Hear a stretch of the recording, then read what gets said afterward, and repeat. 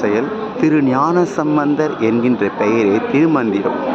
திரு ஞானசம்பந்த பெருமான் திரு ஆலவாய் மடத்தில் இருந்து சமணர்கள் வெல்ல புறப்படும் போது நேராக சமணர்களை காண செல்லவில்லை. அவர் திரு ஆலவாய் பெருமான் எழுந்தருளிக்கும் திருத்தலத்திற்கு சென்று திரு ஆலவாய் பெருமானின் உள்ள குறிப்பை அறிய சென்றார்.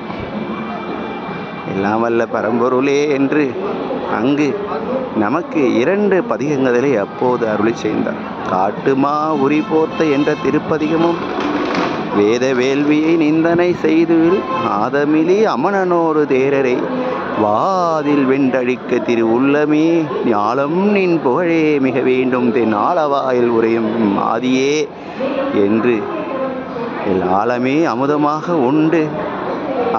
அமுதமாக உண்ட பெருமானே, மார்க்கண்டேயனுக்காக காலனை காலால் உதைத்த பரம்பொருளே, நின் உள்ள குறிப்பை அறிய வந்தேன். பவனகளை வாதில் வெல்வதுதான் தங்கள் உள்ள குறிப்பா என்று அங்கே இனி ஞாலம் நின் புகழே வேண்டும் தென் ஆலவாயில் உரையும் ஆதியே என்று 2 திருப்பதத்தை பாடினார். திருச்சிற்றம்பலம்.